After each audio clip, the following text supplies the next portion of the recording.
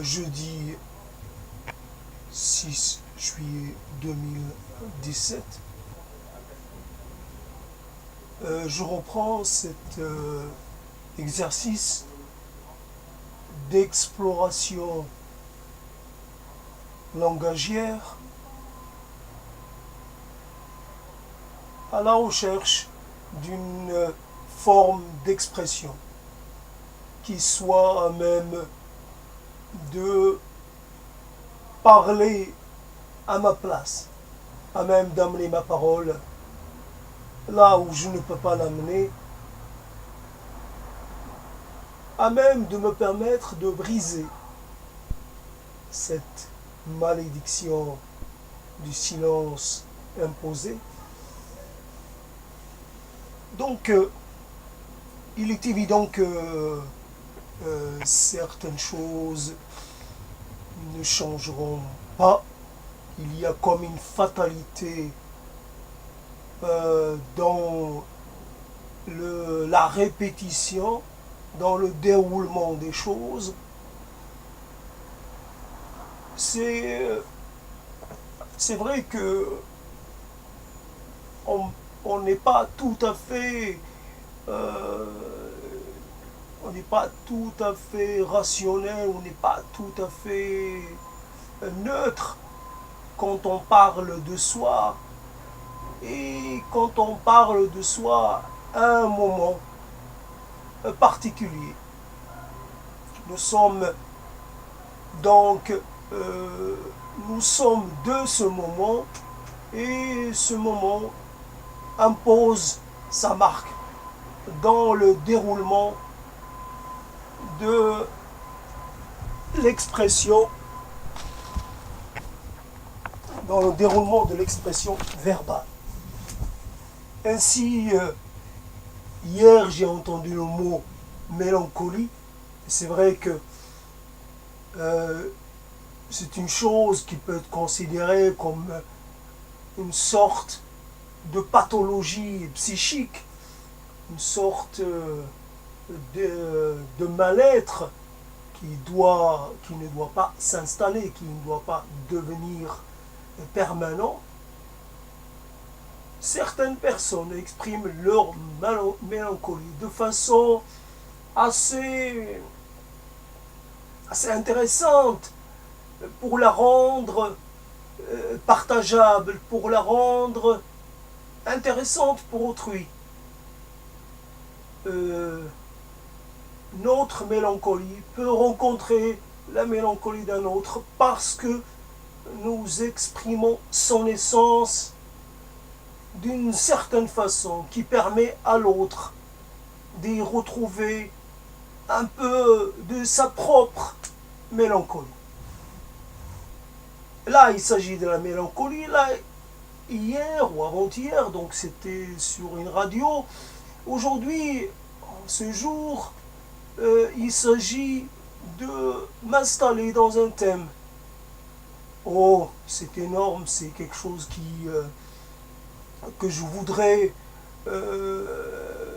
instituer sous forme de chaîne indépendante et qui s'intitulerait Pensée ou Paroles pré-mortem. Il y a toujours comme si le fait de vouloir agiter la perspective de la mort devait donner un caractère un peu plus sérieux, un peu plus précieux, est-ce que je peux dire. Pourquoi pas? De toutes les façons, nous disons certaines choses, elles apparaissent importantes ou pas importantes, elles apparaissent comment dire, marquantes, presque grandiloquentes. Quelle est la différence entre le mot qui, dans sa simplicité, ne cherche pas de gloire, ne cherche pas de postérité, et le mot qui se veut transtemporel, presque transgénérationnel, transhistorique, etc.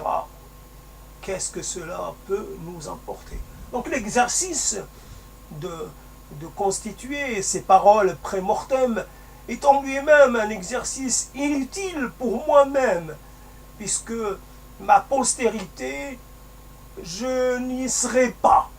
Donc, ma postérité post-mortem, je n'y serai pas. Alors, m'importe peu que je sois mis dans une tombe anonyme au Panthéon, comme c'était quelque chose qui est assez récent, donc j'y fais référence. Panthéonisé, qu'est-ce que cela change?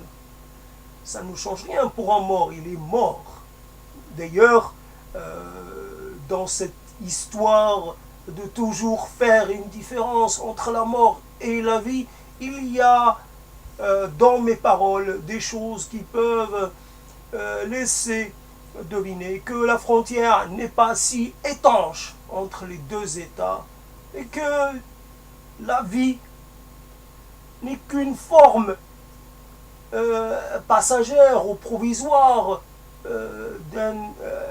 que quelque part ce que nous appelons vie est un état, ce que nous appelons mort est aussi un état, mais ni l'un ni l'autre, mais encore moins le deuxième mort n'est pas le néant, n'est pas la non-vie. La vie, ce que nous appelons la vie est une permanence, est une donnée qui transcende un peu les formes. La vie se combine, se recombine, il n'y a pas de fin pour l'instant, il n'y a pas de fin. Le corps qui avait une certaine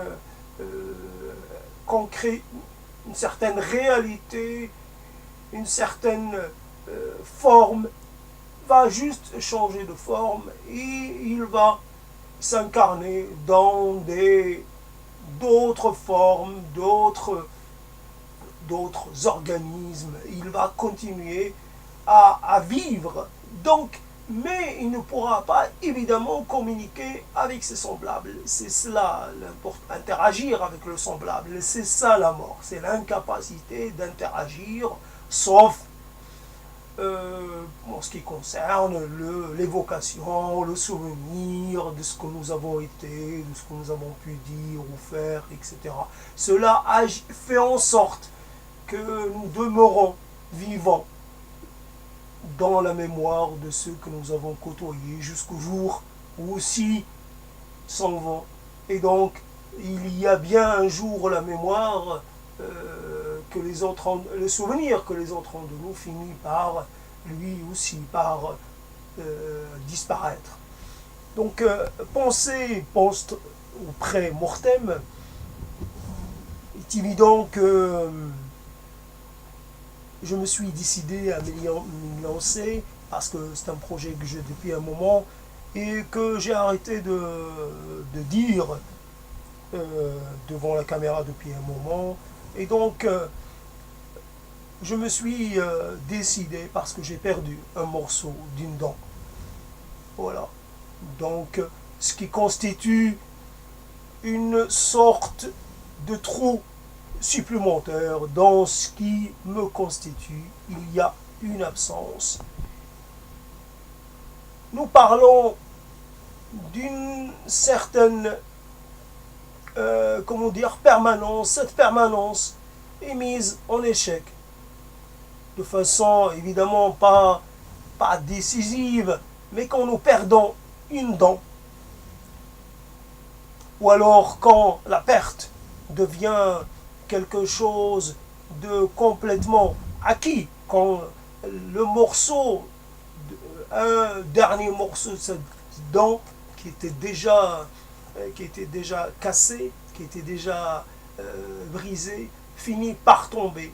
Ainsi, cette dent, et on doit la compter parmi celles et les choses qu'on laisse derrière nous au fur et à mesure que nous progressons vers notre ultimité.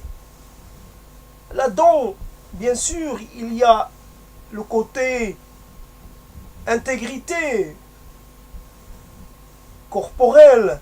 Bien sûr, il y a le côté pratique, mais il y a aussi des souvenirs. Une dent, c'est aussi quelque chose qui nous accompagne depuis tellement longtemps. Elle nous a permis de prendre contact avec des aliments que nous avons aimés, des aliments que nous avons partagés. Elle est aussi ce qui a permis de trouver plaisir à assister à des réunions, à des festivités, à des événements. Beaucoup de choses passent par la bouche, par l'ingestion de choses. Beaucoup de choses transitent par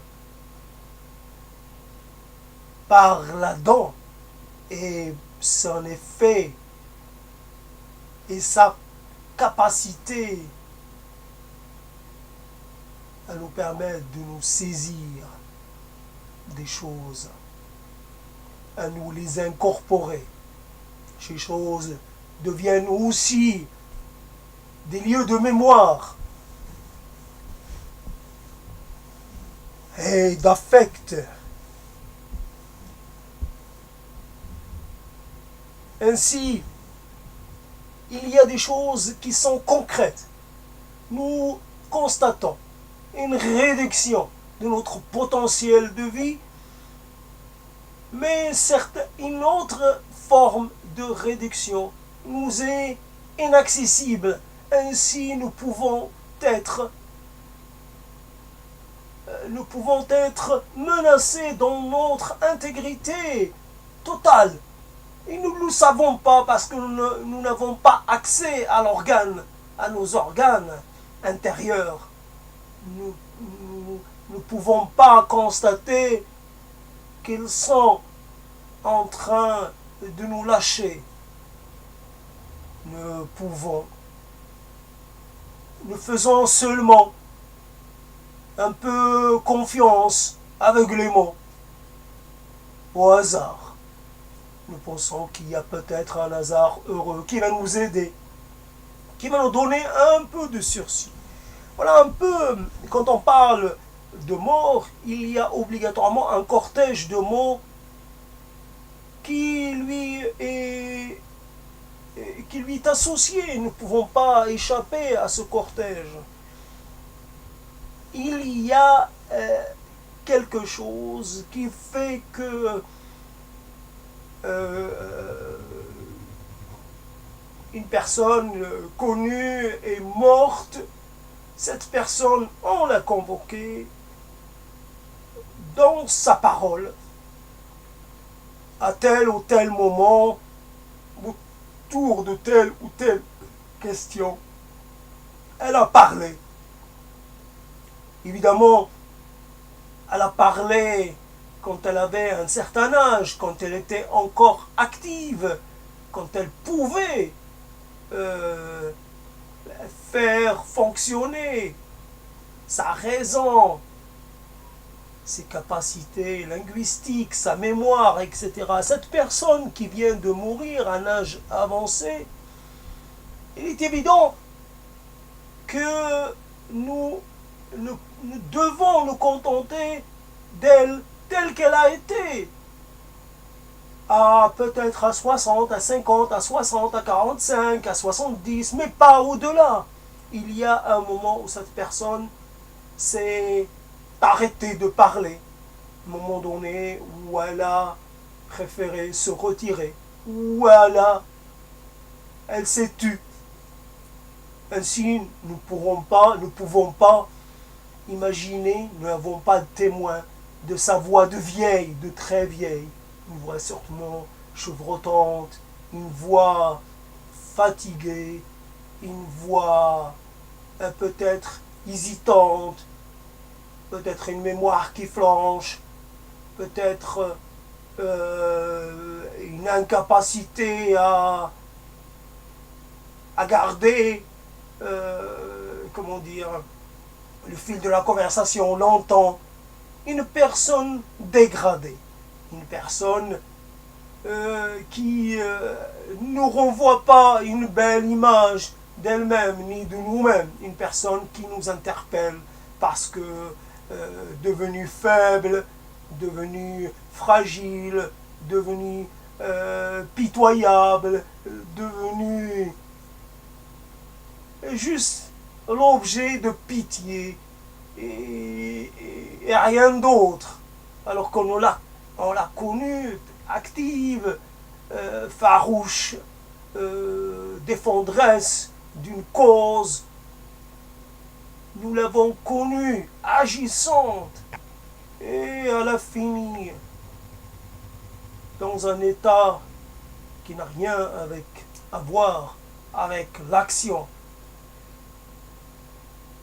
Là, je parle et évidemment j'ai un peu perdu l'habitude de parler, donc les mots ne viennent pas facilement. Je suis dans un état un peu, je n'ai pas trop une grande présence d'esprit. En tout cas, moi aussi je vais commencer ce travail, entre autres pour pallier à mes déficiences actuelles ou à venir cognitives. Et donc, je laisse une trace de moi encore en capacité d'articuler les mots, en capacité de faire référence à des choses, en capacité de diversifier, d'enrichir mes propos, encore que il est évident que je ne peux citer personne, je n'ai pas cette capacité-là, ma mémoire ne retient rien de ce que j'ai lu, ou ce que les autres ont dit, ou ce que j'ai entendu, etc. Sûrement, j'ai retenu des choses, mais je les exprime à ma façon. Je les réinterprète et je ne peux les citer de façon littérale. Je ne peux que imaginer qu'ils sont, que ces choses, qu'elles sont dans mes mots, dans mes paroles, et que ce que je peux dire n'est en aucun cas ma propriété privée, ma propre trouvaille. C'est un amoncellement de choses que j'ai accumulées, prises par-ci, par-là, empruntées à des tas de gens, à des tas de situations, à des tas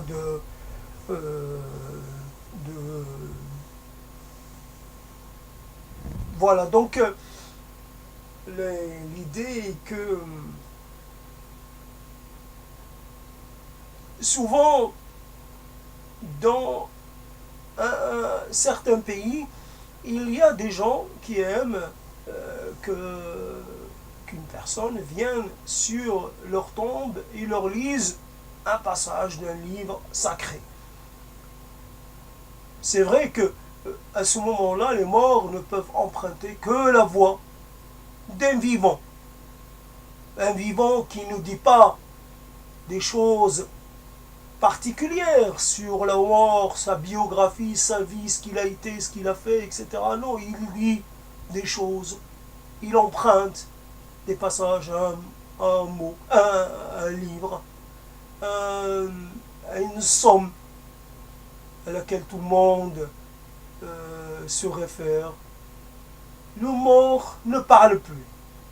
Il est taiseux, il est silencieux, absolument silencieux. D'ailleurs, on lui parle sûrement pas. Qu'est-ce qu'on peut lui dire? On lui parle à travers ses mots sacrés, à travers ses prières, mais on ne lui parle pas directement. On ne l'interroge pas. On l'apostrophe pas, on lui dit rien, on lui reproche rien. On dit juste, on lui souhaite des choses. Évidemment, des choses d'un ordre supérieur dans ce que nous pensons être le monde d'après. On lui souhaite d'aller bien dans le monde d'après. On lui souhaite d'être heureux dans son état présent. Il n'est en fait pas mort, il est en transition. Il est quelque part, il n'est pas dans le monde des vivants, il est pas tout à fait mort, il a une âme, et cette âme est quelque part en attente de quelque chose. Et voilà, donc ces mots qui évidemment sont confiés à ce que nous avons élaboré de plus globalisant, c'est-à-dire cet Internet, cet univers numérique, ces mots qu'on confie à l'univers numérique et dont on ne saura rien. Vont-ils subsister? Vont-ils continuer d'être nourris par le truchement de l'électricité? Car tout cela repose sur l'énergie électrique, rien d'autre. Si l'énergie venait à manquer, ces mots deviendraient indisponibles et finiraient même par mourir. Bien sûr, il y a des sécurités, mais cela reste tout de même d'une grande fragilité et cela ne semble pas être ce qu'on pourrait appeler de l'éternité.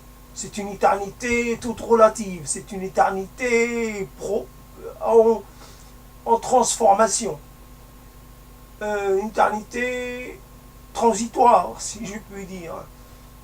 Voilà un peu ces paroles qui sont là et qui, évidemment, je leur donne toujours pas de contenu qui soit à même d'être accepté par tout le monde. Ainsi, j'ai entendu il n'y a pas longtemps Yasmina Reza qui parle d'elle, mais dans une forme qui est acceptée.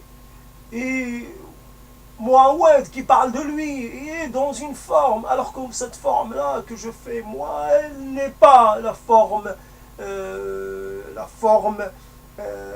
valorisée, elle n'est pas la forme prônée par la société.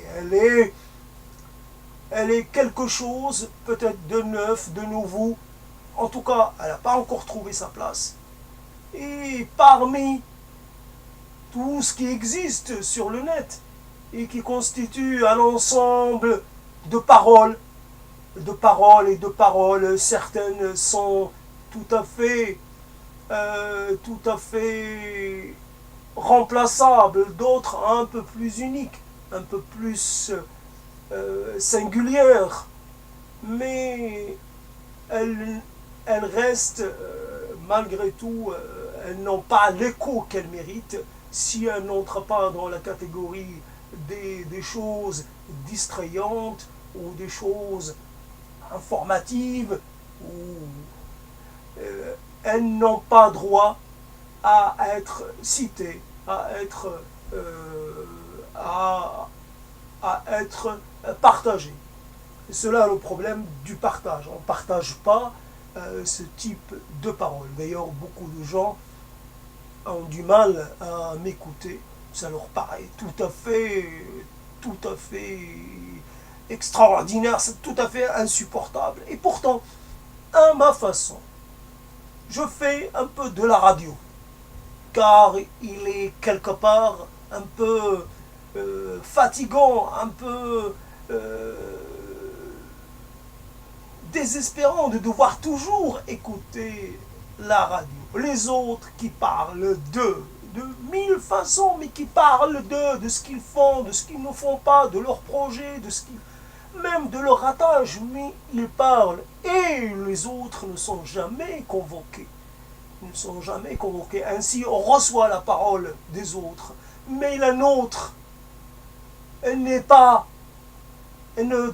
peut pas dépasser le cadre de notre périmètre personnel, privé. Ainsi, cette façon de faire casse un peu cet emprisonnement. Elle permet à la parole de s'évader, quitte à être considérée comme inutile, inintéressante, mais elle aura le mérite d'avoir quitté le lieu de sa production, de peut-être d'aller se promener par un matin, par un après-midi, peu importe, se promener du côté de l'hémisphère sud, pourquoi pas, ou du côté des Amériques, etc., etc. La parole voyage, la parole devient nomade, elle devient extensible. D'ailleurs, elle fait, quelque part, elle refait un continent unique, une nouvelle Pangée de la parole. Voilà, donc quelque part, voilà comment on intègre. Il n'y a pas longtemps, j'ai entendu parler de la Pangée. Voilà, j'ai intégré la Pangée à ma parole. J'ai du mal à intégrer les paroles des autres, citer stricto sensu, etc. Tel a dit, tel a affirmé, a défendu. Mais par contre, il y a des choses que j'arrive à amalgamer. Mais en attendant, je ne suis pas exactement fixé sur mon thème. Parole pré-mortem se dégage de ma vie et de constats que j'ai fait, que j'ai été amené à faire, de ce long cheminement avec les autres et surtout avec moi-même. La certitude, là il s'agit de quelque chose de sûr, qu'il n'y a rien, qu'il n'y a aucun salut, qu'il n'y a aucun au-delà, qu'il n'y a rien, que nous sommes finalement, c'est pas que nous ne méritons pas le salut, c'est que nous n'avons rien d'autre que ce que nous avons à l'instant, au moment où nous prenons conscience de cela, et que nous n'avons ni perspective d'une permanence quelconque, que nous n'avons aucune possibilité de nous émanciper de notre état d'être vivant périssable, et qu'il n'y a que le périssement, le dépérissement, le pourrissement,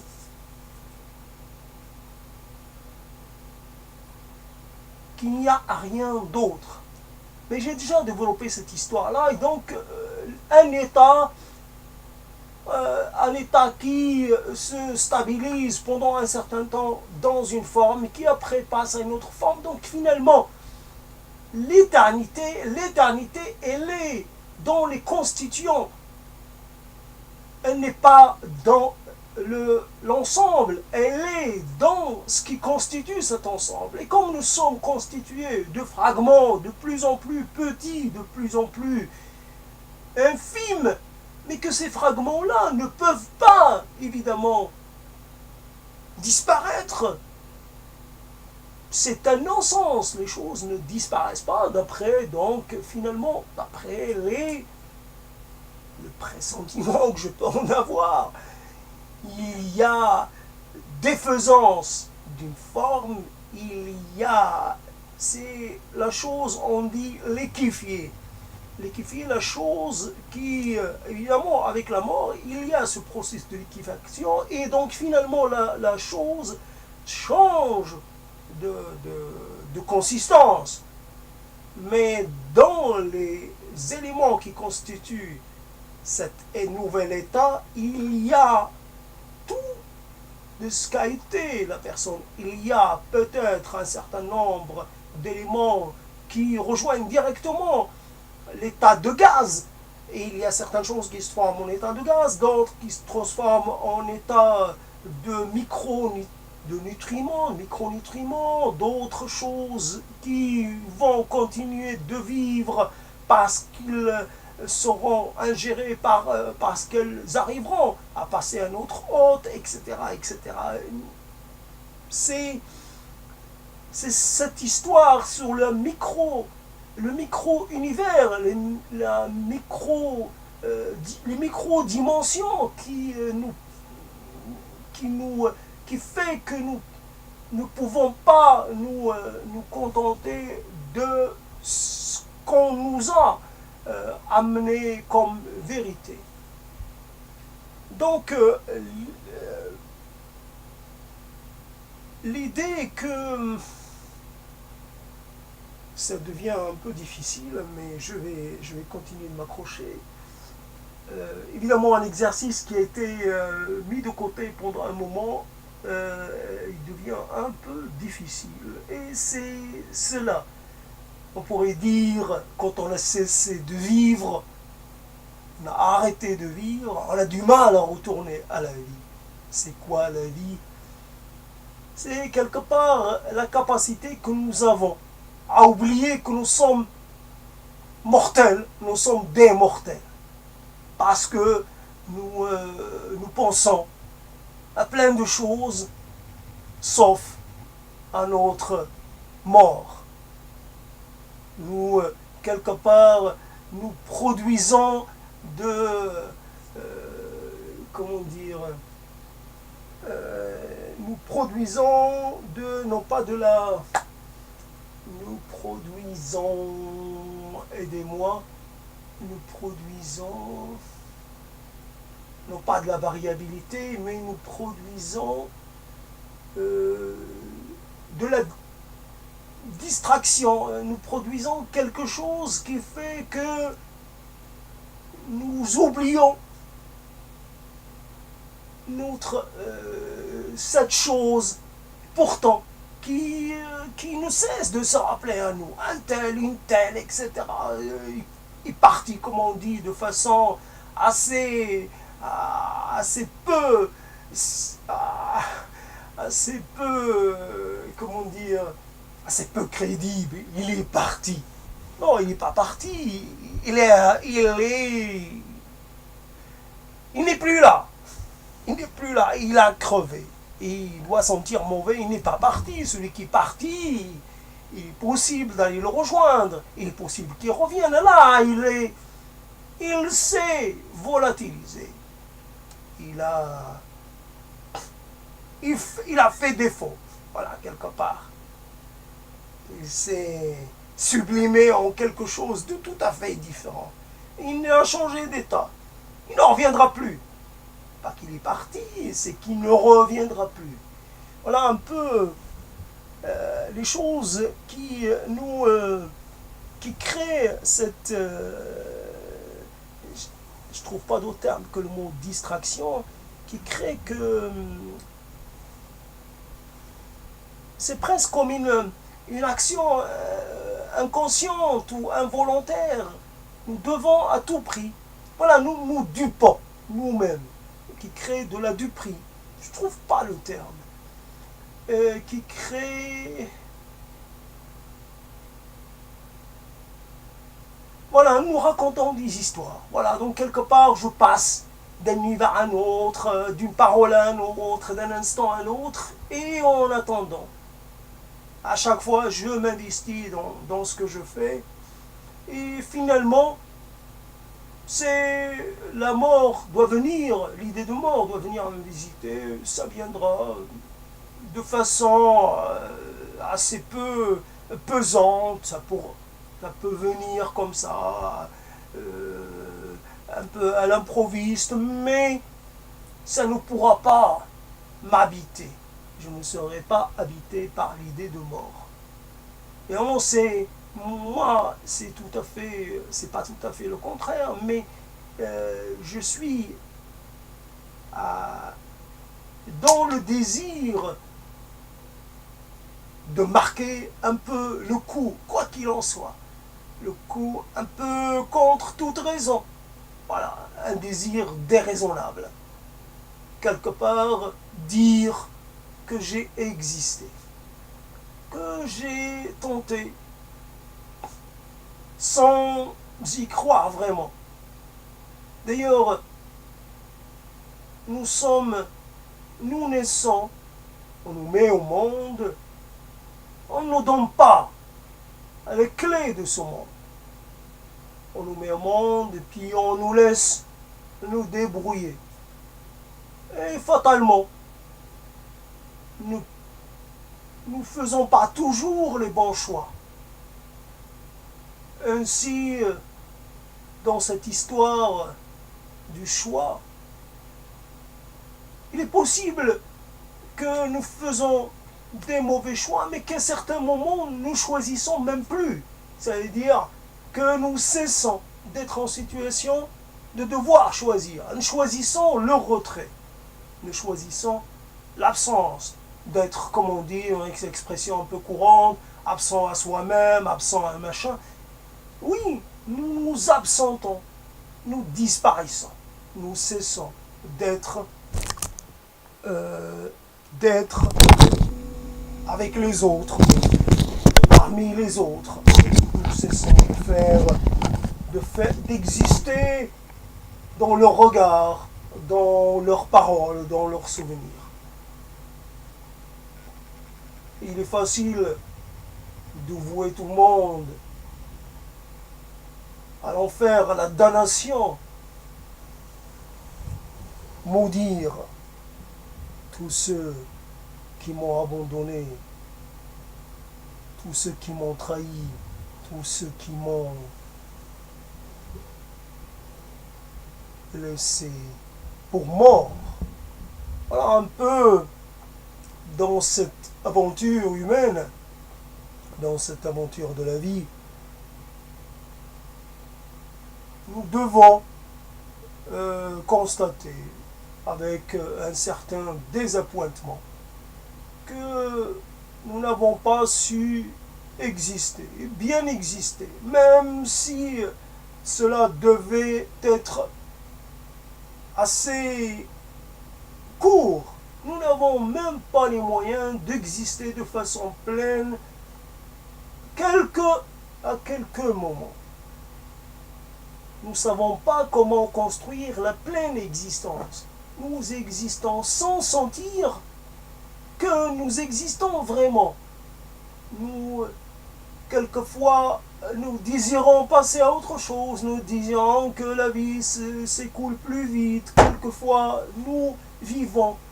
Mais nous n'avons aucun moyen de juger de la qualité de ce que nous vivons. Nous vivons un instant. Et plus tard, c'est beaucoup plus tard, que nous pensons comme ça, que ce moment était important, qu'il aurait fallu le considérer comme fondamental, comme crucial, comme etc. Mais sur le moment, nous avons cette incapacité à faire émerger autre chose que nous-mêmes. Nous-mêmes dans le banal, dans quelque part le conventionnel, dans celui qui toujours trouve le moyen de s'en sortir sans faire l'effort nécessaire. Combien d'efforts faisons-nous dans la journée, dans la semaine, dans le mois, dans l'année, pour essayer de faire émerger quelque chose de neuf en nous, une idée nouvelle que nous allons accompagner dans ces premières ébauches et que nous allons faire grandir tout doucement. Très très peu de temps. Ainsi, nous sommes quelque part en perpétuelle fuite. Nous essayons toujours dans cette histoire de distraction, nous essayons toujours d'échapper à ce qui pourrait nous causer un peu de, comment dire, à ce qui pourrait nous contraindre, à ce qui pourrait nous demander de l'effort. Imaginez autre chose, imaginez autre. Essayez de voir, de comprendre, essayez d'inverser l'approche. Essayez d'imaginer d'autres possibles. Essayez d'initier de nouveaux cheminements. Pourquoi pas? de nouveaux cheminements pour essayer de faire en sorte, non pas qu'il y ait des coupures, non pas qu'il y ait des ruptures, mais qu'il y ait des transformations. Ainsi, si je dois laisser, ainsi, si cela avait été comme cela, j'aurais peut-être eu quelque chose d'intéressant à confier. Je ne peux confier que ce qui constitue la matière de mes tourments. Avoir échoué à devenir autre chose que cet être un peu médian, pour ne pas dire médiocre, un peu très moyen, très peu porté sur l'effort, très peu porté sur la véritable remise en cause.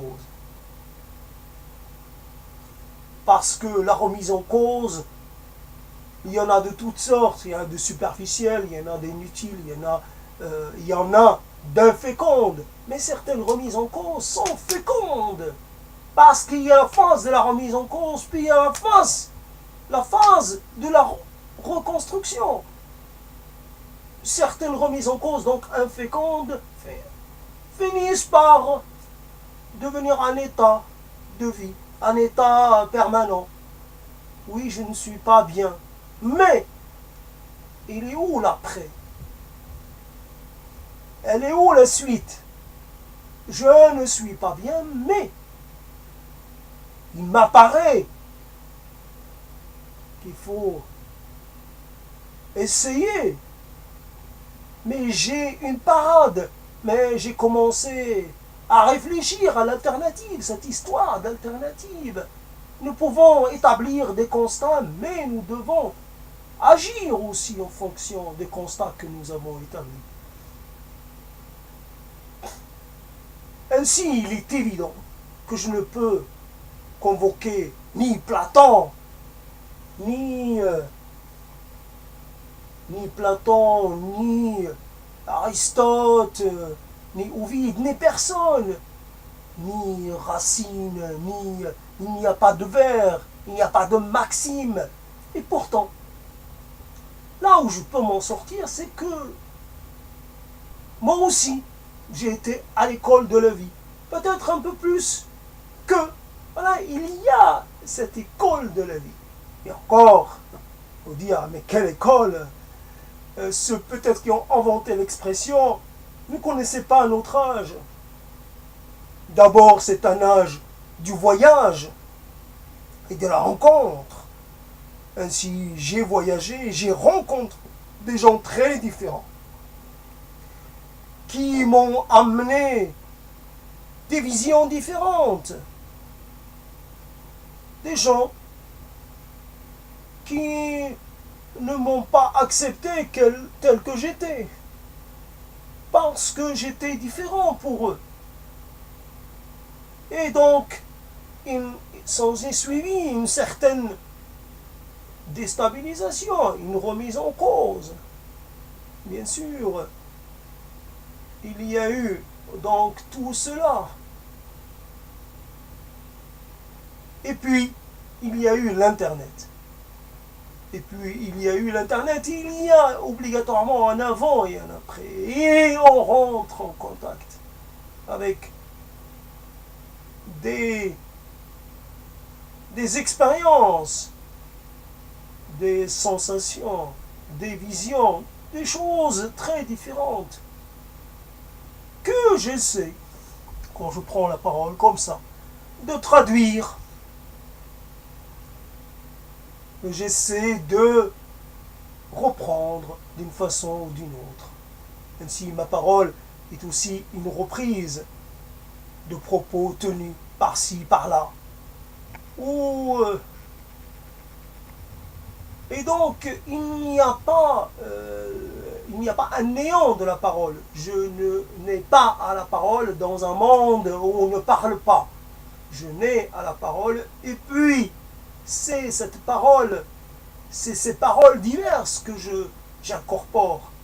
Donc quand je parle, je suis aussi une sorte de porte-parole, pas plus, de tout ce qui a pu être dit, tout ce que j'ai pu entendre, lire.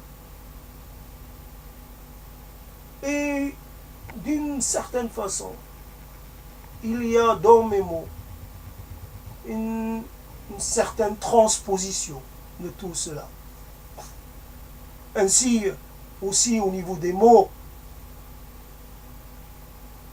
il y a ces choses, ces mots que j'utilise et ces mots que je n'utiliserai jamais. Parce qu'ils ne me viennent pas à l'esprit, parce que je ne les connais pas, parce que ce n'est pas les mots de ma condition, ce n'est pas les mots de mon identité, ce n'est pas les mots de ma vie.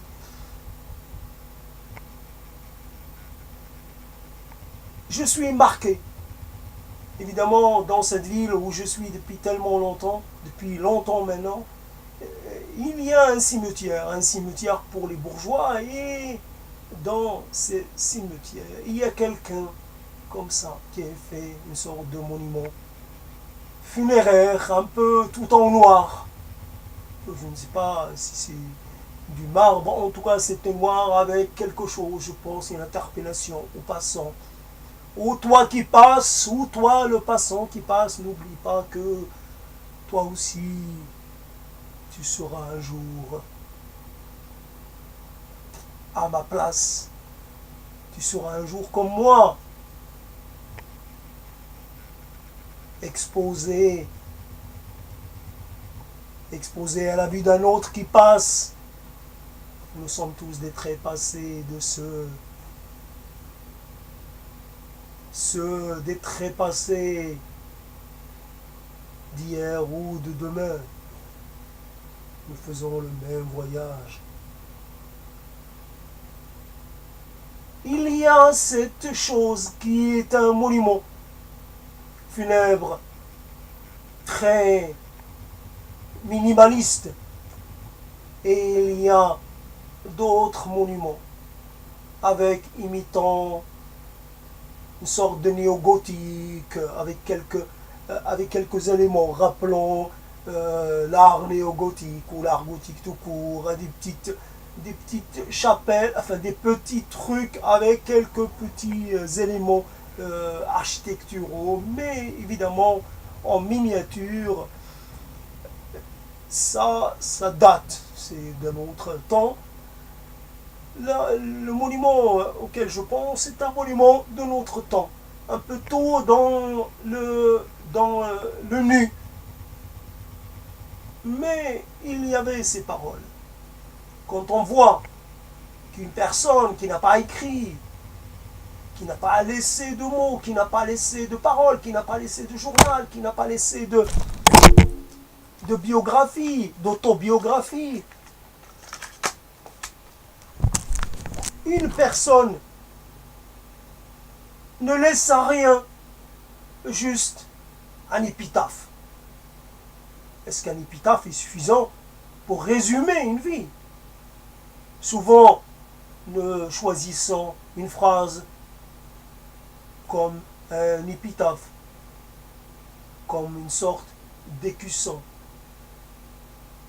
Mais cette phrase peut être de nous, elle peut être de quelqu'un d'autre. Cette phrase doit être obligatoirement courte. Elle ne peut pas être très longue. Il faut qu'elle soit assez concise. Et en même temps, il faut qu'elle, donc concise et capable de laisser passer un message. Les paroles, c'est évidemment une forme d'épitaphe. Mais un épitaphe tout à fait surdimensionné, évidemment, là, il n'y a pas de limite. Un épitaphe en pleine possession de mes moyens, si je puis dire. Il s'agit d'une parole avec des effets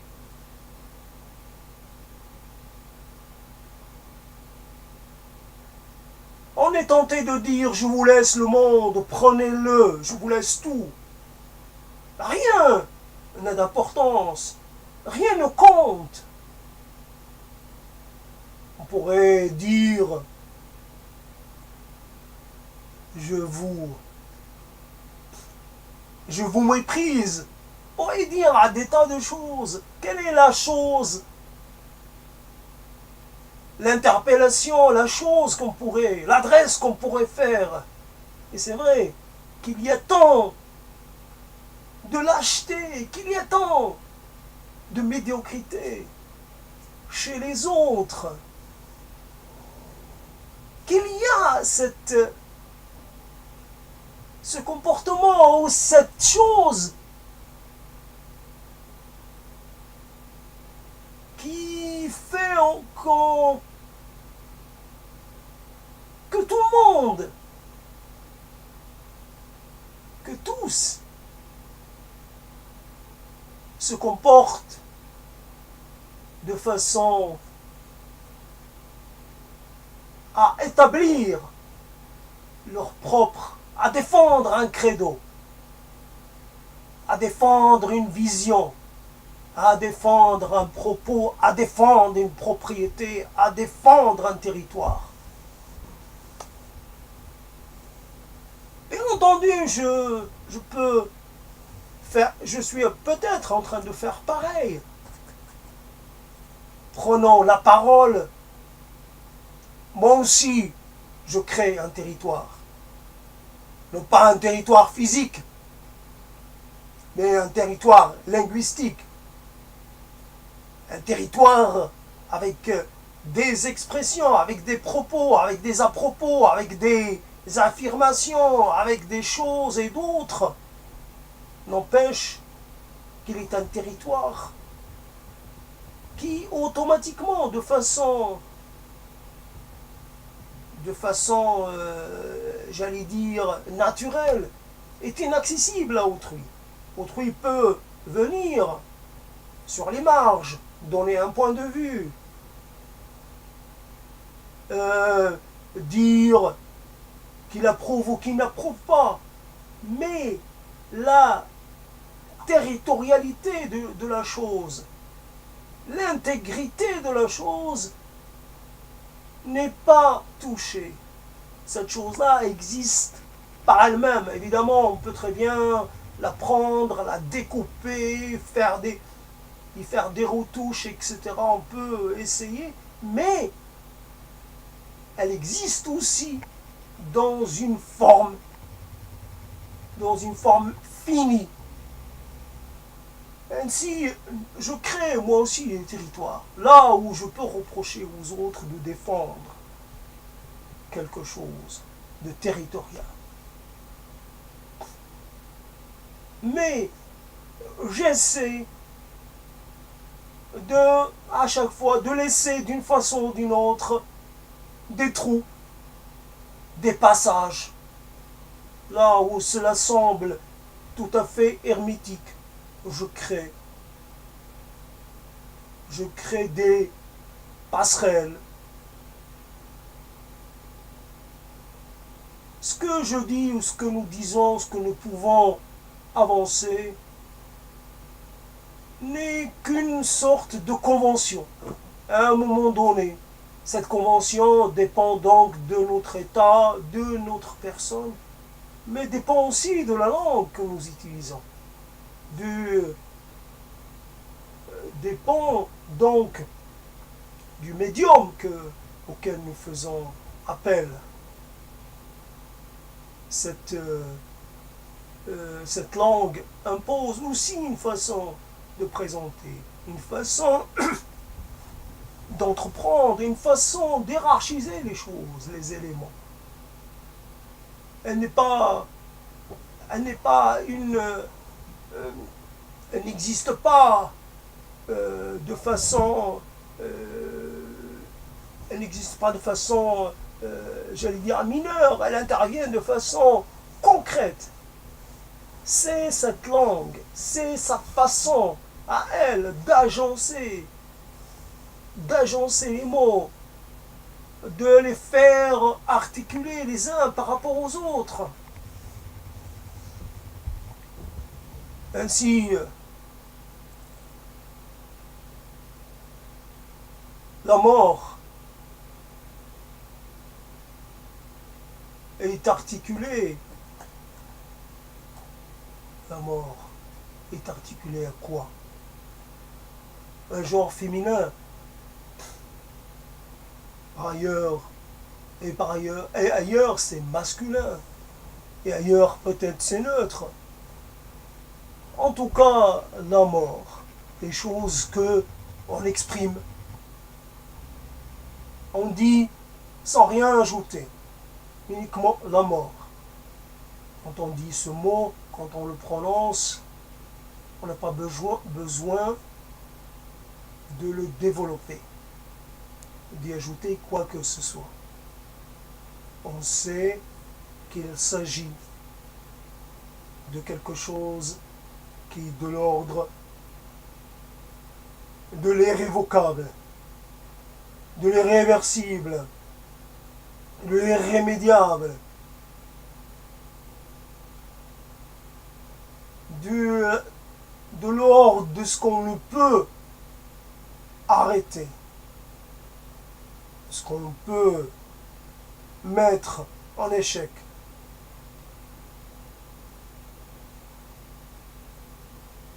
Souvent on parle de la mort, mais on parle de la grande mort si je puis dire, mais on ne parle pas de ces petites morts. Comme en ce jour où j'ai perdu cette dent, c'est une petite mort. Mais les petites morts sont de plusieurs catégories. Ainsi, quand quelqu'un vous prive de ce qu'il est, de son potentiel, de sa capacité ou de son compagnonnage, de ce qu'il est, de ce qu'il fait naître en vous, quand cela vous devient impossible. Mais encore plus grave, quand vos conditions de vie, quand votre être, votre apparence vous condamne à fréquenter, à avoir une vie bien particulière, quand vous êtes condamné à rester ce que vous avez toujours été, quand vous n'avez pas les moyens de changer d'état social, économique, etc. La petite mort, c'est à chaque fois que je dois me résigner à une perte, me résigner à un abandon. Qu'est-ce que je peux faire contre tous ceux qui m'ont abandonné? Qu'est-ce que je peux faire contre tous ceux pour qui je suis déjà mort?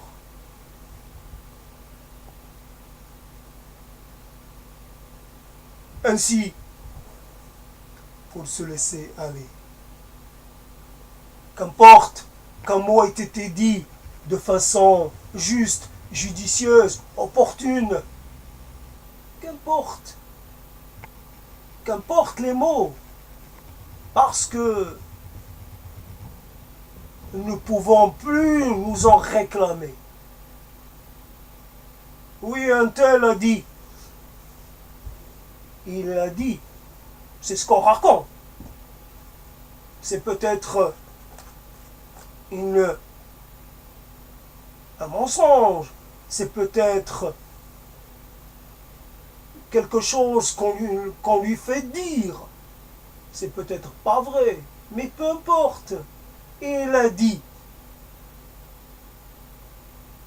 Bien sûr, ça ne change rien pour lui. Ce qui est là où il faut quand même le souligner, c'est que quelquefois on convoque des morts pour justifier d'un pouvoir sur les autres, justifier d'une position d'une domination. Et là, les morts continuent d'être vivants parce qu'ils sont encore agissants, parce qu'ils constituent des références, parce qu'ils constituent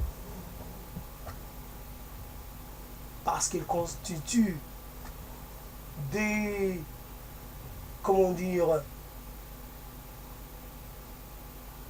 parce qu'ils, de par la stature qu'ils ont, ils constituent des référents imparables, des référents ultimes. Qu'est-ce que je peux, moi, contre la parole du grand homme? Il a dit les choses, et je dois m'y conformer. Il a eu une vision, et moi, je dois me conformer à ces visions. Il a édicté des règles de vie, et moi, je dois m'y conformer aussi.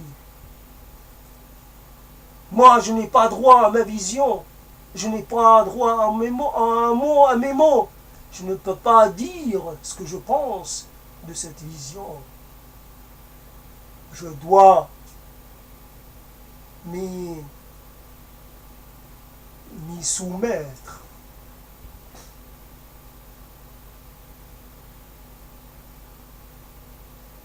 Nous parlons.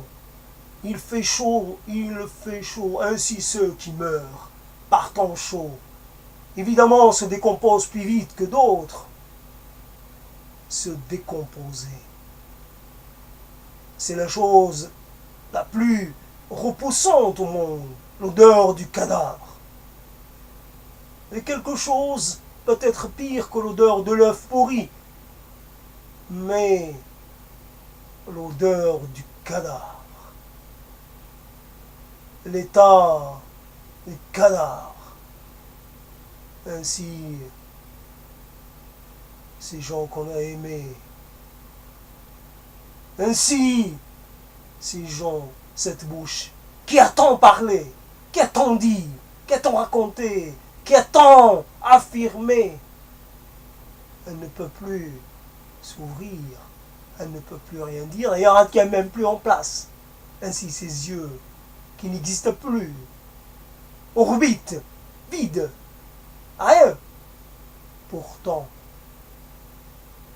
des choses. Pourquoi faut-il accepter que les choses aient un terme? Pourquoi sommes-nous constitués de choses si fragiles et si périssables? Notre cerveau, le lieu où se niche toute notre, où demeure l'idée qu'on se fait de nous-mêmes. Ce qui nous constitue, c'est la chose qui s'en va en premier. Le cerveau, les yeux, plus rien sentir, plus rien voir, plus rien comprendre.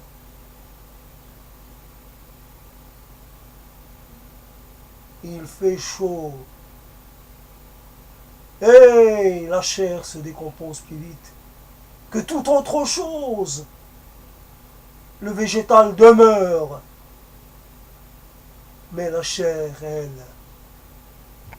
on dirait qu'elle est pressée de s'effacer, de disparaître. Qu'est-ce qui fait que cela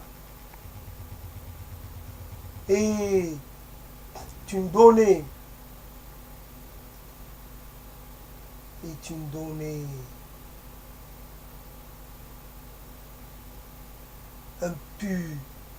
imputrescible, une donnée indépassable? Qu'est-ce qui fait que les choses sont telles qu'elles sont? Voilà la question qui, évidemment, nous fait rejoindre un peu les premières questions de notre enfance, de notre émergence. Quand nous demandons pourquoi certaines choses sont telles qu'elles sont, ainsi nous demandons nous posons les questions fondamentales sur la nature des choses, sur l'essence des choses, sur l'avenir, le futur,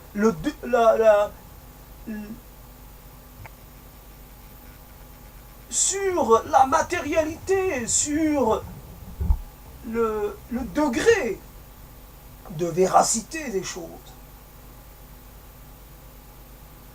Pourquoi les choses sont telles qu'elles sont? Au nom de quoi je dois, moi aussi, y croire? Au nom de quoi je dois aussi accepter et me résigner? À un moment, je peux essayer de me révolter,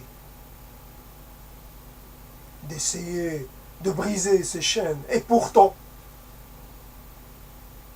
je suis ramené vers mon état de questionneur. Je m'interroge et je m'interroge jusqu'au jour où je ne puis plus le faire. S'il faut résumer les choses, je dirais pourquoi cela est-il ainsi? Pourquoi ai-je fait ce que j'ai fait? Pourquoi ai-je été ce que j'ai été? L'exemple de ce qu'on ne doit pas faire. Celui qui a manqué sa vie, manqué son destin. Pourquoi? Faut-il d'ailleurs, répondant à la question, faut-il d'ailleurs penser que le succès est quelque chose de réellement important? Car nous devons revenir à la question.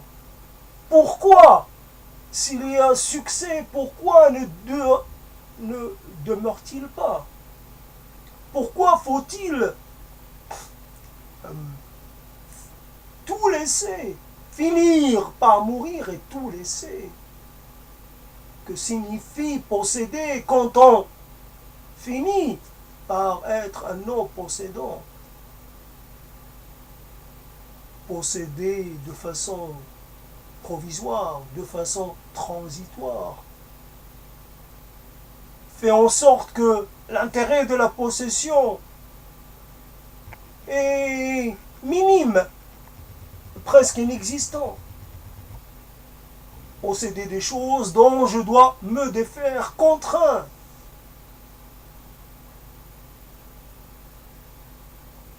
Ainsi, nous traçons, dans nos mots, nous traçons des ponts avec les autres, locuteurs de langue étrangère, de langue autre, ceux qui ont vécu ailleurs, ceux parce que, à un moment, nous nous posons les mêmes questions. Il y a bien un moment où nous émettons des doutes. Nous avons une grande capacité à accepter, à croire, à faire consensus. Penser comme tout le monde, à nous résigner. Et pourtant, nous avons à un moment donné, nous avons une petite graine de doute, de révolte, à un moment donné, en posant la question pourquoi je suis en vie, je dois être content d'être en vie, et pourquoi cette vie est-elle ainsi? Pourquoi doit-elle se terminer? Quel est l'intérêt de la chose? Je vis pour mieux constater que je suis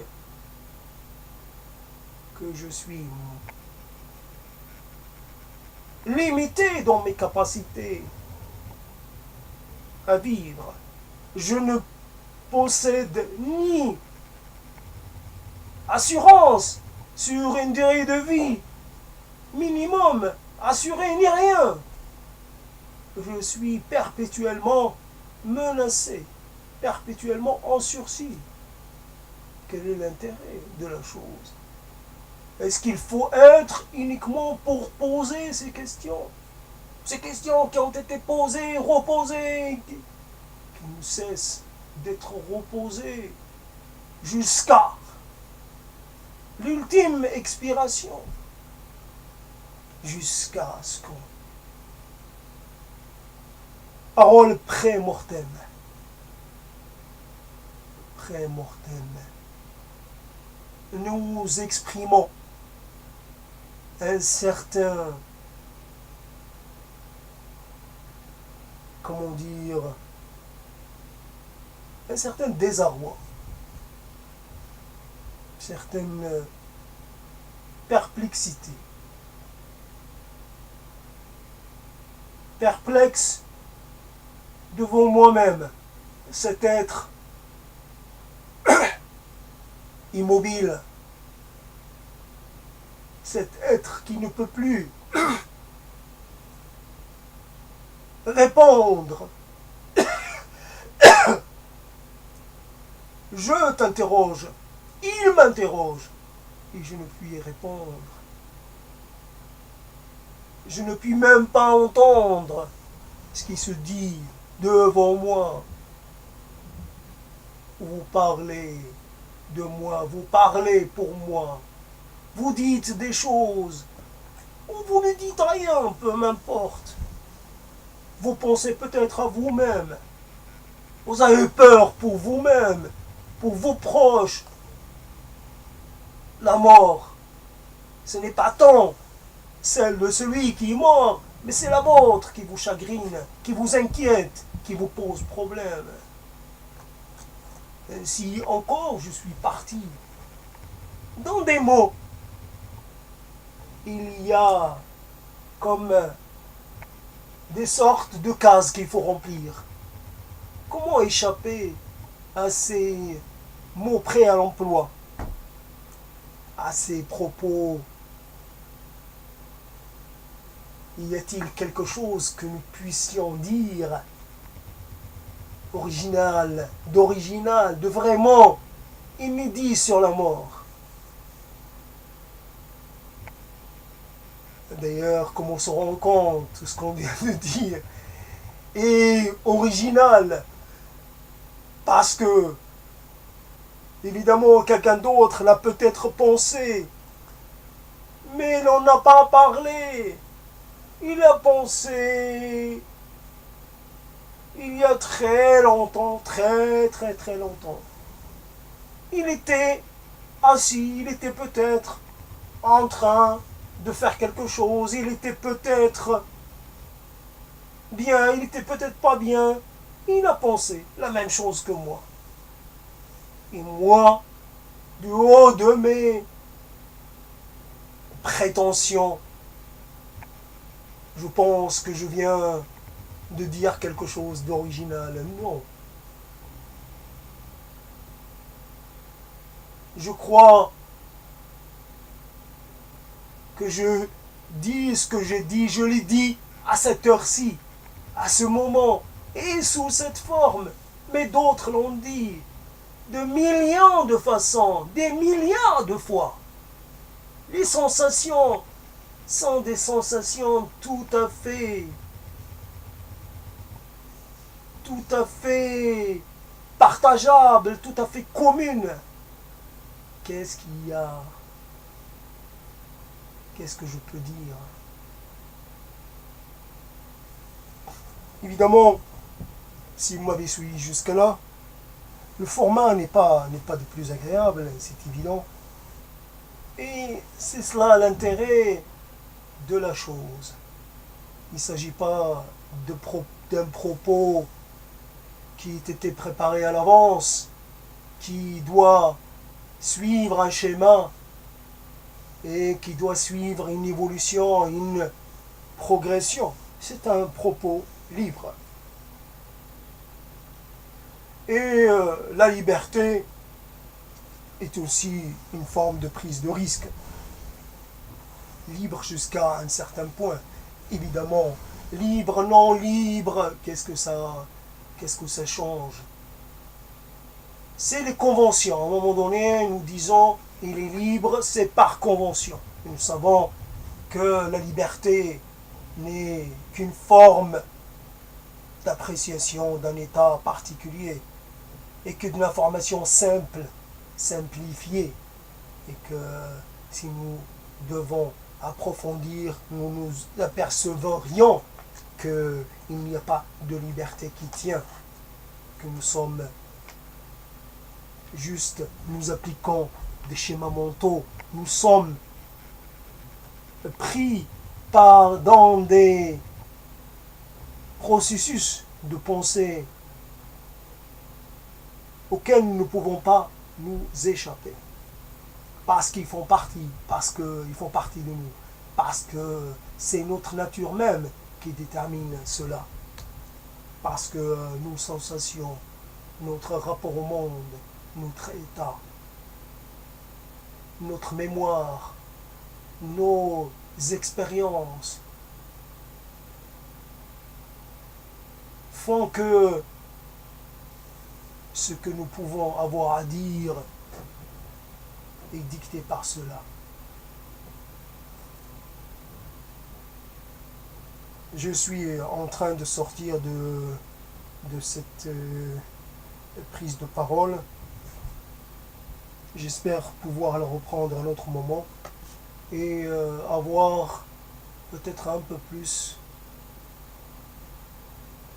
D'ailleurs, ce n'est pas important de dire parfaire les choses, c'est uniquement continuer de reprendre un peu ces prises de parole parce que je m'étais arrêté trop longtemps, depuis trop longtemps.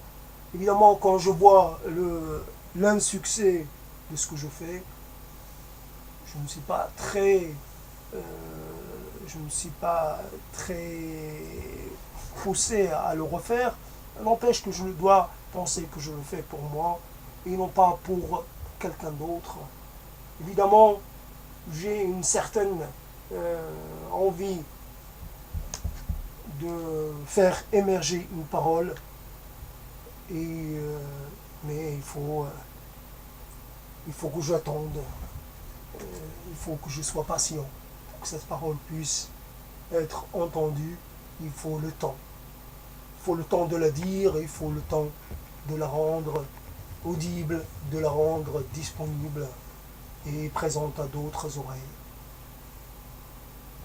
C'est, comme dirait l'autre, je vais interrompre ces paroles et j'espère reprendre cela un peu plus tard.